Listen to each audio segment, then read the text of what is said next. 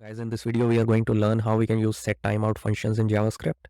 We are also going to explore what is the difference between setTimeout and setInterval functions. So stay tuned till the end of the video and subscribe to the channel if you haven't done so. Now let's go to the Visual Studio Code and start coding. So guys, if we talk theoretically, what exactly is setTimeout function? It's used to basically delay the execution of the function in JavaScript by a few milliseconds, which we can specify like how many seconds we want to delay the execution.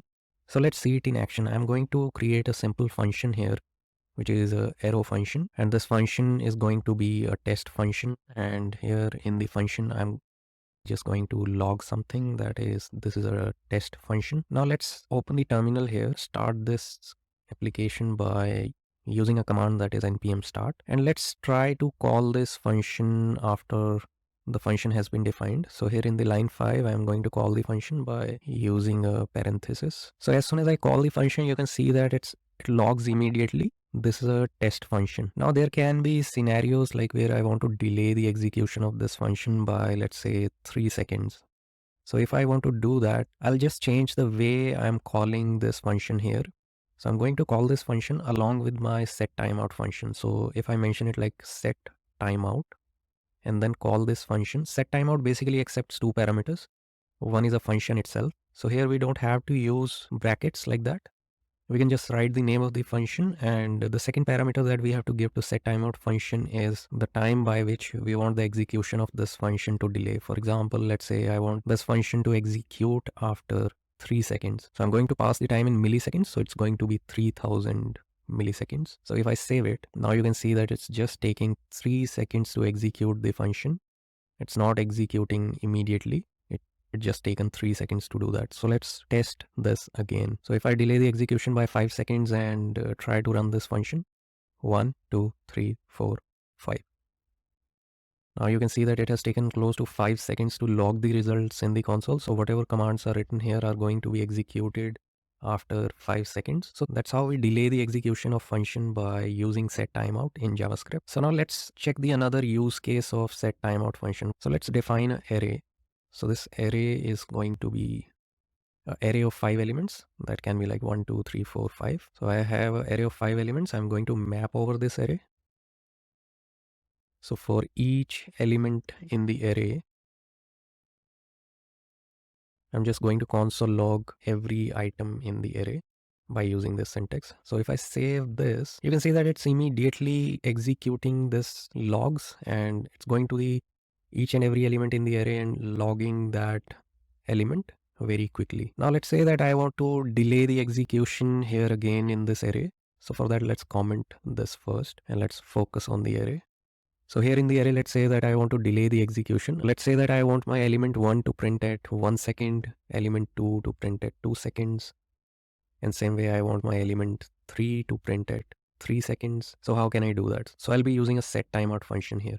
So instead of directly using a console log here, I'm going to create a function, test function inside this. And this test function is going to be very similar to what we have done before. So this test function is going to log every element in the array, and here below I can call the test function. So basically I'm going to each and every element in the array. I've defined a test function that logs that element, and here I'm calling this test function. So if I save it, no changes, we can see that it's again logging very quickly each and every element in the array.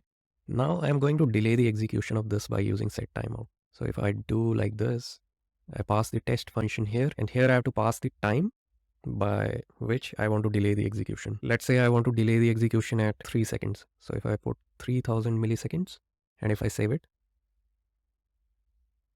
you can see that it has taken 3000 milliseconds to execute the function, but as soon as it executes, it just logs immediately all the elements. This is not what we want. We want the first element to print at 1 second, second element to print at 2 seconds, and third element to print at 3 seconds. So to do that, how we can do is, let's say we want these elements to print at a distance of 3 seconds each. Let's assume that.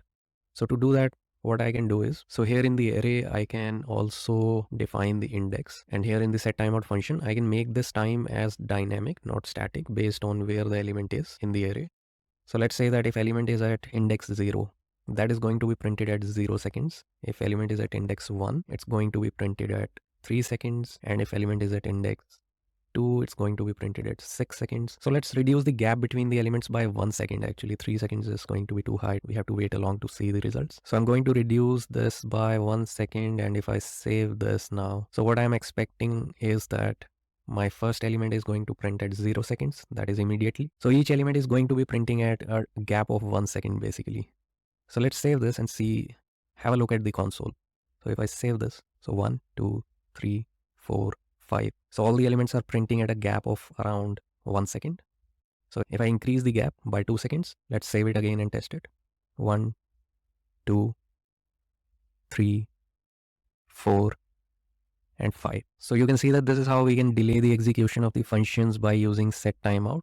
So now let's comment this part. So as of now, I've used setTimeout by passing the name of the function here, but I can actually pass the entire function here. So if I, let's say, copy this and pass the entire function here, this syntax is also going to work the same way. It's going to delay the execution of this function by 5 seconds. Or if you're defining a function separately, so in that case, you just pass the name of the function and it's going to work exactly the same. We understood like setTimeout function is basically to delay the execution of the function. Now what is the setInterval used for? So let's try that. Let's change this function from setTimeout to setInterval. And here I'm going to change my timing to 1 second. So if I use setInterval, this function is going to be executed again and again at every second. So let's save it and see. So you can see that this function will keep on executing at a distance of 1 second. So it will go on forever. So if we want to write some logic where we want to execute the function at an interval of, let's say, 1 second, 2 seconds, or 1 hour. So in that case, we can use setInterval as a function in JavaScript.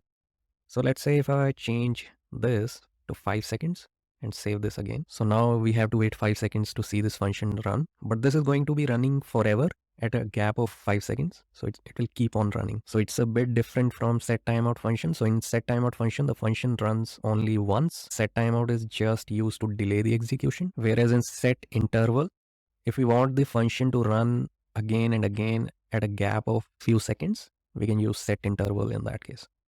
So I hope you got a very good understanding of setTimeout and setInterval functions. If you have any queries, you can leave it in the comments. I try to answer all the queries. Leave a like on this video, subscribe to the channel. I'll see you in the next one.